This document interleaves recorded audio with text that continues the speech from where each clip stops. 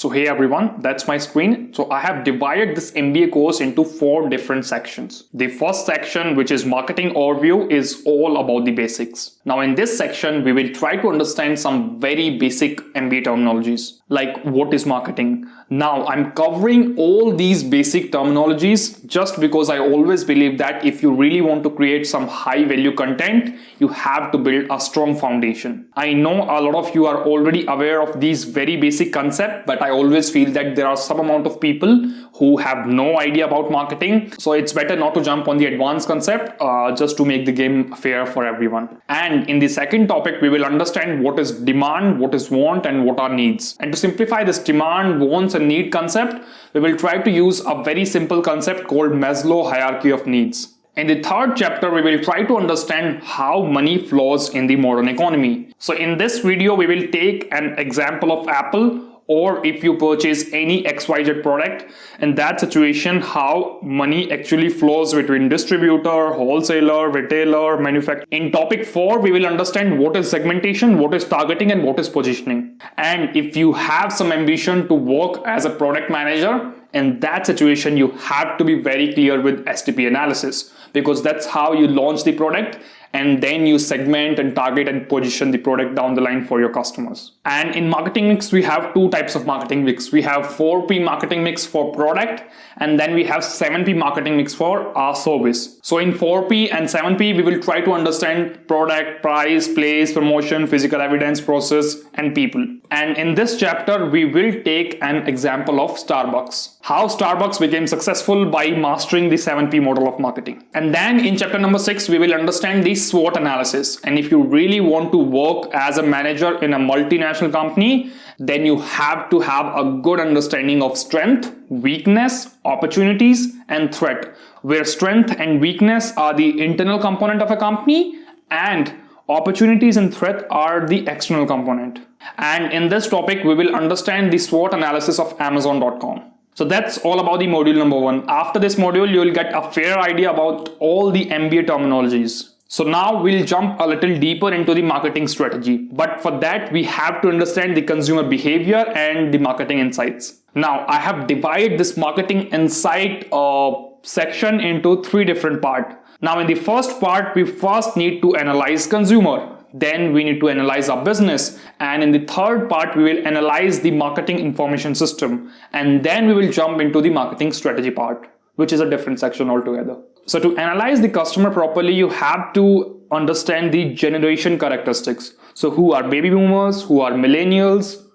And this generation characteristics topic will also help you to understand the behavior and the buying choices of different age groups like millennials, baby boomers, and maybe Gen X and Gen Z category. And to understand this generation characteristics in a much better way, we will try to understand the adoption curve. And the second topic, which is the adoption curve, will really helps you to understand the generation characteristics based on the adoption rate. So adoption curve will give you a fair idea based on the generation characteristics about the innovators, early adopter, early majority, late adopters, and laggards. And we will try to segment and target a specific set of audience based on the consumer insights. Now, after analyzing the consumer, in the business analysis part, we will try to segment the market and the product. And then we will try to communicate the information using social media. Now, in the communication channel portion, we will try to understand the influencer marketing. And for this influencer marketing, I'm going to take an example of Instagram marketing campaign. And we will analyze that how people are behaving towards different influencer and how we are managing and analyzing our Instagram marketing campaign using macro and micro influencers. And then we will try to create a marketing funnel, and some people also call this as a sales funnel, which starts from the awareness stage and which ends up in the conversion state. Now, from this marketing or the sales funnel, we will also understand the unit economics, which will give us the fair idea about the customer acquisition cost, customer lifetime value, churn rate, and all those different kind of metrics. And I am going to take a great example of an e-commerce platform to calculate the unit economics. In the third part of marketing information system, we will try to understand what are the different types of data. And in the last topic, we will understand that how the recommendation engine of Netflix and Amazon is generating a lot of revenue. And in the And in the third section of branding and communication, we will start our journey with very basic branding concept like what is branding, what are the advantages of branding, and how many types of branding are there.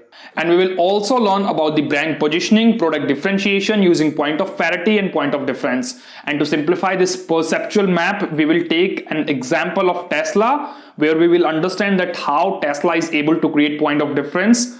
Also, we will understand about emotional branding, brand mantra, which is used by Nike, and how they can simplify and motivate a huge set of audience using these simple terminologies. And then we will discuss about brand equity at large, which also covers brand asset valuator model and brand resonance model. And in this, we will also discuss about the brand revitalization concept. And we will also understand that if a company is successfully able to create a good brand image, then how it can leverage that brand image in a new product line extension or in a new category extension. We'll also understand about the brand dilution and a service marketing triangle. And in the last module of business and expansion strategy, which is the most important module, and this module will cover all the advanced concept of marketing. Now this module starts with the basic types of business strategy, and then we will discuss about who is the market leader, who is the market challenger, who is the follower, and who is the nicher, and how they make different types of strategy to coexist in a market and hold a little share of the pie. We will also discuss about the competitive forces.